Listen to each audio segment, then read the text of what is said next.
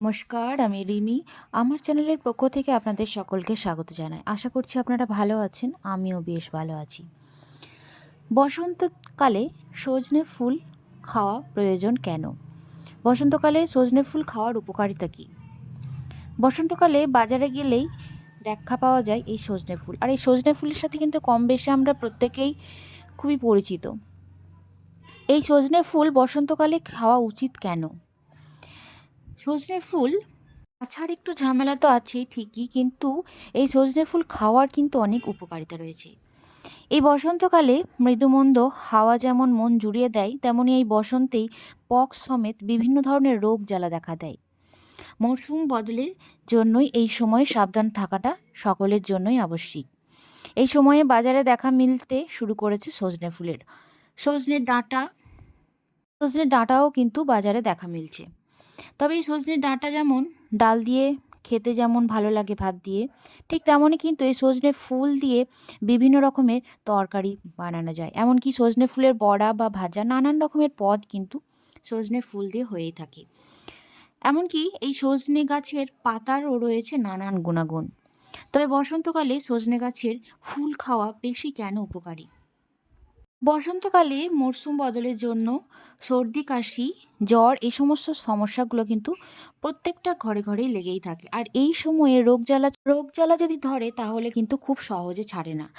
আর এই জন্যই এই মরশুমে সর্দি কাশি থেকে দূরে সরে রাখতে সজনের ফুল খাওয়া খুবই উপকারী। এই বসন্তকালে ঠান্ডা লেগে বুকে সংক্রমণ দেখা দিলে সজনে ফুল খাওয়া খুবই উপকার। ব্যাকটেরিয়ার সঙ্গে লড়াই করার বিভিন্ন গুণ রয়েছে এই সজনে ফুলে। ফলে বসন্তে নিজেকে সুস্থ রাখতে বাজার থেকে একগুচ্ছ সজনে ফুল কিনে বাড়িতে রান্না করে খেয়ে দেখুন। এছাড়াও সজনে ফুলে রয়েছে ভিটামিন এ, বি1, বি2, বি3 এবং ভিটামিন সি। এছাড়াও এতে রয়েছে আয়রন, ফসফরাস, ম্যাগনেসিয়াম ও ক্যালসিয়াম। শরীরে প্রোটিনের চাহিদার যোগান দেয় এই সজনে ফুল। তাই এই বসন্তের সময় সজনে ফুল খাওয়াটা খুবই জরুরি। এর ফলে ব্যাকটেরিয়ার সঙ্গে লড়াই করার বিশেষ ক্ষমতা রয়েছে এই সজনে ফুলের মধ্যে। দেহে রোগ প্রতিরোধ ক্ষমতা উন্নত করতে সাহায্য করে এই সজনে ফুল। সময়ে নানা রোগের প্রকোপ থেকে বাঁচার জন্য আমাদের খাওয়া দাওয়ার দিকে বিশেষ নজর দেওয়া প্রয়োজন।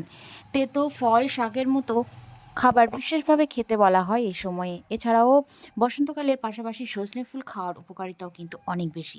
আমরা অনেকেই কিন্তু সজনে ফুল খেতে চাই না, তবে এই সজনে ফুলের মধ্যে নানান গুণ রয়েছে।